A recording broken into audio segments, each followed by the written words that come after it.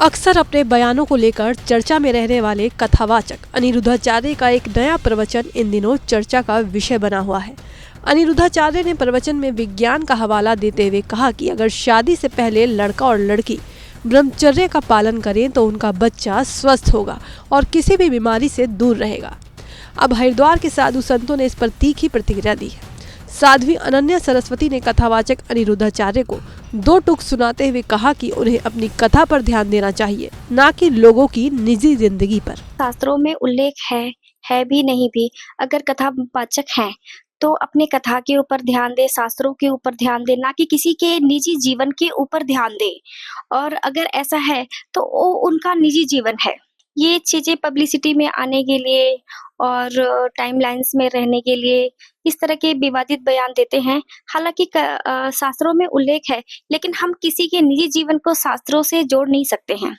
वहीं इस बारे में जब अग्नि अखाड़ा के योग गुरु साधनानंद महाराज से सवाल किया गया तो उन्होंने सीधे तौर पर तो नहीं, लेकिन इशारों में अनिरुद्धाचार्य को मर्यादा में रहने की नसीहत दे दी।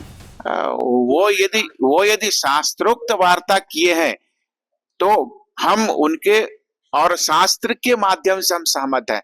हम किसी व्यक्ति के वार्ता से हम सहमत नहीं है, बल्कि हम शास्त्र से सहमत हैं। बाकी जो भी वार्ता जो भी किए हैं वो अपने शब्दों के अनुरूप, अपने प्रवचन के अनुरूप जो भी किए हैं वो उनका विषय है। मैं वो बहुत अधिक बातों में नहीं जाना चाहता हूँ और मैं जानता हूँ कि जो भी साधु महात्मा हो, धर्माचार्य हो, उनको शास्त्र के मर्यादा के अनुरूप रहना चाहिए। हालांकि एक संत ऐसे भी थे जो कथावाचक अनिरुद्धाचार्य के बयान से संतुष्ट दिखे। हाँ, ये उल्लेख आता है। वैसे ये बयान तो उन्होंने कहा है कि शादी से पहले लड़का और लड़की दोनों ब्रह्मचर्य का पालन करें, तो उसमें उनकी तेजस्विता बनी रहती है। भगवान श्री कृष्ण भी पहले 4 आश्रमों की हमारी वर्णन आया है, व्याख्या आया है कि बाल्यावस्था ब्रह्मचर्य, गृहस्थ और वानप्रस्थ। तो ब्रह्मचर्य का मतलब ये होता है कि जब तक शादी नहीं हो रही है, 25 साल तक, 22 साल तक बच्चा और लड़का और लड़की अगर वो ब्रह्मचर्य का पालन करते हैं तो उनका जीवन तो सुखमय रहेगा ही, तंदुरुस्त रहेंगे, स्वस्थ रहेंगे। जो संतान होगा उस पर भी उसका प्रभाव होता है।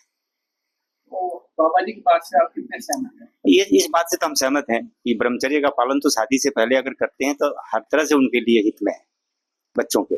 खैर, अब देखना ये हो कि अनिरुद्धाचार्य के इस प्रवचन पर आगे क्या प्रतिक्रियाएं सामने आती हैं।